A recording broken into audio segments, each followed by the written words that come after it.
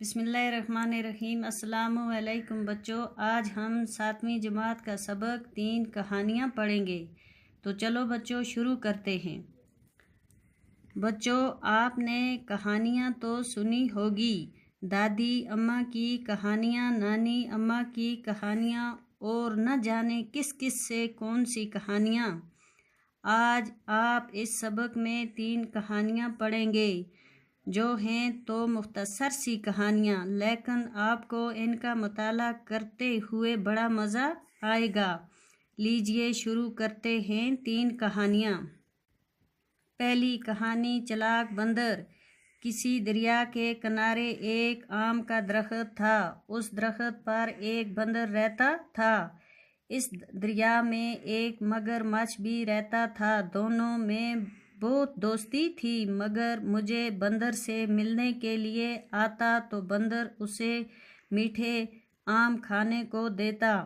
کبھی کبھی مگرمچھ وہ آم اپنی بیوی کو کھلاتا۔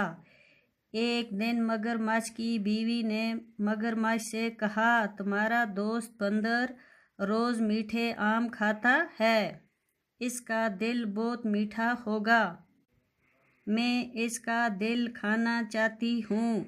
پہلے تو مگرمچھ نے انکار کیا، لیکن بعد میں اس کی بات مان لی۔ مگرمچھ بندر کے پاس گیا اور کہا، دوست آج میرے گھر تمہاری دعوت ہے۔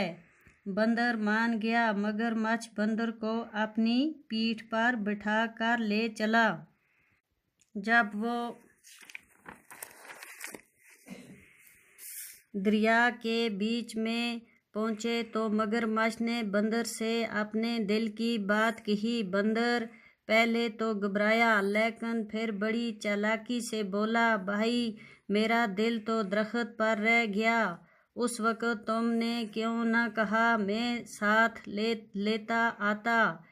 لے آتا، اب واپس جا کر لانا ہوگا۔